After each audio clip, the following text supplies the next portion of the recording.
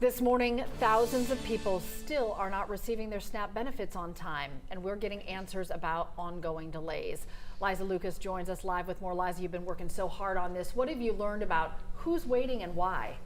Yeah, good morning, Cheryl. First responders, single moms, your local crossing guard. I have been getting your emails. I've been talking to you on the phone all week, standing in line at DFACS. These are families who qualify for benefits, but the money is not showing up when it's supposed to. And many feel like they do not have a voice, so they are coming to 11 Alive for help.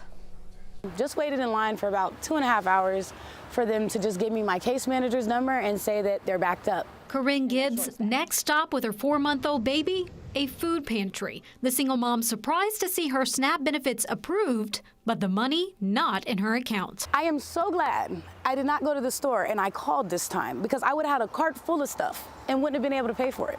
From Atlanta to Augusta and Hiawassee to Calhoun come the stories. Families with no answers for hungry children, others with no food banks within reach, and many like Michonne Burkett struggling to reach a caseworker. They hardly answered their phones. Then they tell you, oh, well, you can call the supervisor. What good is that when the supervisor don't answer? 11 Alive has been investigating the delays in assistance for a year now. When we asked Georgia's Department of Human Services what it is doing to address the latest wave of problems, a spokesperson said the department continues to prioritize oldest cases first, while offering caseworkers overtime as well as stipends to other staff to urge them to pick up cases. Melissa Carter is the head of Emory Law School's Barton Center. She says SNAP is a safety net for families, and delays can have a ripple effect. We know that when those benefits are interrupted or when they're delayed, and certainly when there are extended delays to accessing those benefits, that parents are having to make choices about paying other bills or securing food for children. Carter acknowledges SNAP is a complicated program to administer, but says the state has a duty to care for its most vulnerable. People are hungry and they need to provide for themselves and for their children.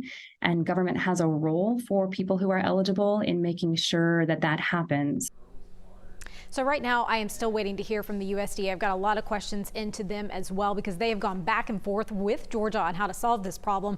A caseworker I spoke with this week also tells me that she's seeing a lot more new applications as of late, which is adding to the stress, as is high turnover. I have not yet heard from the state about my questions about their latest caseloads. Now, if your family is impacted, we know so many are, and you need emergency food assistance, I found out about this resource. It's called Find Help Georgia. You can search for it online. There's also an app. And then you can use your zip code or speak with a specialist via phone to get emergency food assistance. We'll also stay on top of it and bring you the latest updates.